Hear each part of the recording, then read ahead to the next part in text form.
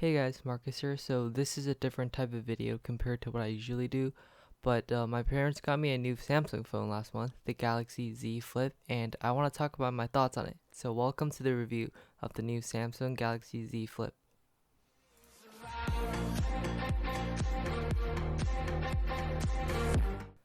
Alright, so this is obviously a very expensive phone, so I'm glad I didn't have to get it with my own money.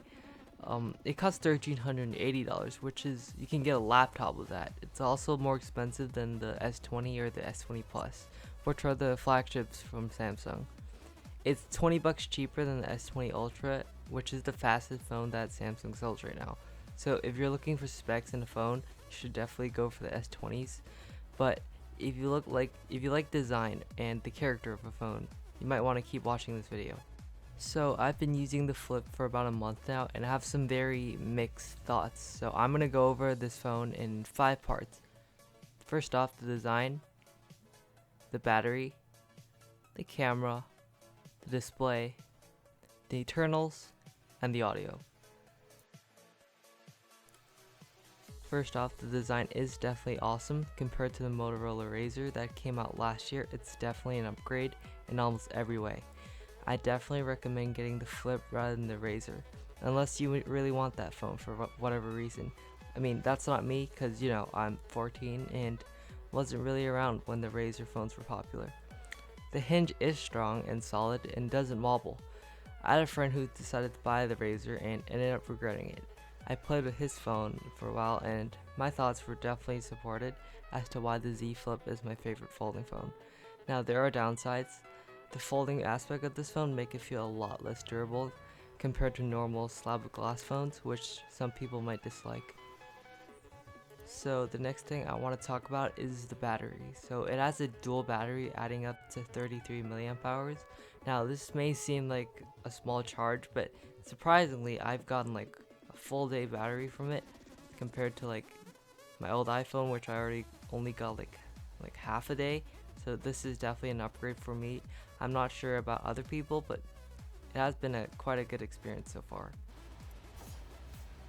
The camera on this phone is pretty good. It can record at 4K 60 frames per second. It also has a dual camera system with a normal and an ultra wide lens.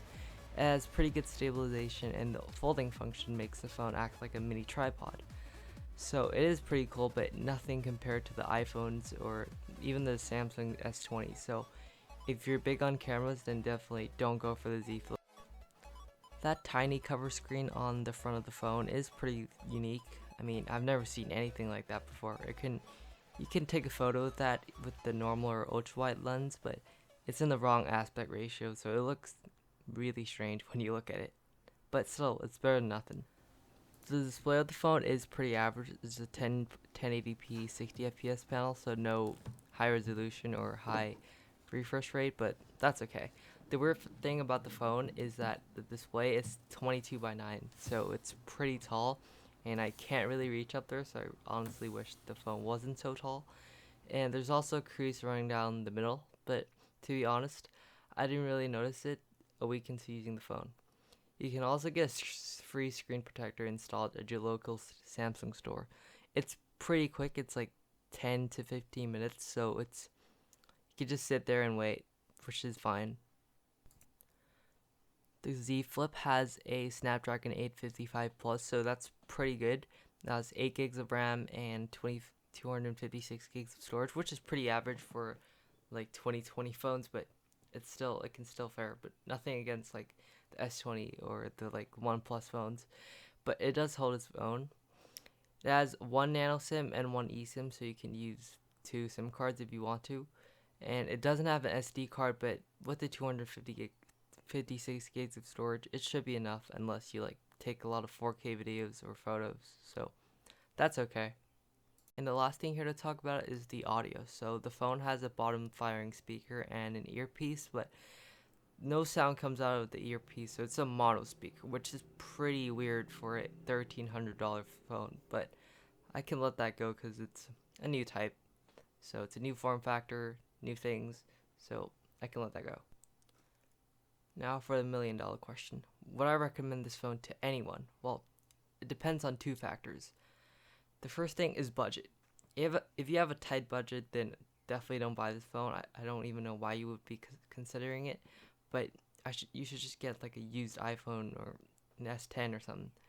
Now, interest is the second factor. So if you're looking for a new form factor, you could go for this phone or some other like waterfall phones or some other folding phone. But the reason you would want to get this is because this is a new factor and it's something to get excited for about a smartphone. But if you're just looking for specs, then you should just go for like the S20 Ultras or the OnePlus 7 Pro or the OnePlus 8 Pro by the time this video gets uploaded. So, yeah, if you're looking for something new though, you definitely by all means go for this phone. You won't regret it. And even if you do, well, you can just refund it. There's like a 3-week period, so you don't have to worry about that. Alright guys, so I hope you enjoyed this review. This is something pretty new for my channel. I'm trying out different stuff instead of just Minecraft because I'm getting like pretty bored in this quarantine lifestyle. I just don't want to be sit there and playing games all the time. So I want to try something new. Hope you guys enjoyed this video and I'll see y'all in the next one. Peace. Listen!